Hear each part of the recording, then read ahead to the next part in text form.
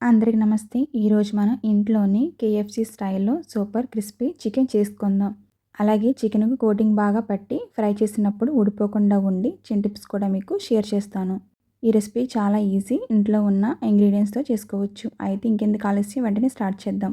ఇప్పుడు 2 tea spoon maida పిండి, 1 teaspoon cornflour, half teaspoon pepper, salt, ఇంకా paprika, 1 teaspoon అల్లం వెల్లుల్లి పేస్ట్ వేయండి. ఇప్పుడు స్పూన్ తోటి బాగా కలపండి. ఇలా కలిపిన తర్వాత చికెన్ మీద వాటర్ ఉంటే కోటింగ్ సరిగ్గా పట్టదు. అందుకని ఒక టిష్యూ లేదా క్లాత్తో డ్రై చేసుకోవాలి. ఇలా చికెన్ ఇలా వేసిన తర్వాత ఈ విధంగా చేసుకోండి. ఇలా చేసుకుంటే చికెన్కి కోటింగ్ బాగా పడుతుంది. ఇప్పుడు ఒక బౌల్ తీసుకోండి. బౌల్లోని 2 టీ స్పూన్ దాకా మైదా పిండి వేసుకోండి. అలాగే 1 teaspoon cornflour, 1 teaspoon pepper, అలాగే 1 టీ స్పూన్ లేదా హాఫ్ టీ స్పూన్ పాప్రికా, కొద్దిగా సాల్ట్. ఇప్పుడు ఇలాగ బాగా మిక్స్ చేసుకోవాలి. నేనైతే 1 ఎగ్ తీసుకున్నానండి. ఇప్పుడు ఎక్కడ ఉండలు లేకుండా బాగా బీట్ చేసుకోవాలి. ఇలాగా 10 నిమిషాలు బీట్ చేసుకుంటే సరిపోతుంది. ఎక్కడ ఉండలు లేకుండా బీట్ చేసుకోవాలి.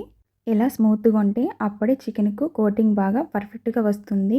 మనం ముందే మ్యారినేట్ చేసిన చికెన్ పీసెస్‌ని తీసుకొని ఒక్కొక్కటిగా పీస్‌ని బ్యాటర్‌లో ముంచాలి. ఇలాగా చికెన్ బాగా పట్టేలాగా చూసుకోవాలి.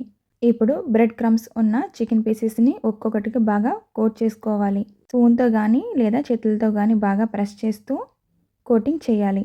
ఇలా ప్రెస్ చేస్తే బ్రెడ్ క్రమ్స్ బాగా అతుక్కొని బయట లేయర్ సూపర్ క్రిస్పీగా వస్తుంది. ఇలా ఒక్కో పీసెస్‌ను బాగా కోట్ చేసుకొని పక్కన పెట్టుకోవాలి. ఫ్రై చేయడానికి ముందు 5 నిమిషాలు అలాగే రెస్ట్ ఇవ్వాలి. ఇలా రెస్ట్ ఇస్తే కోటింగ్ బాగా సెట్ అవుతుంది.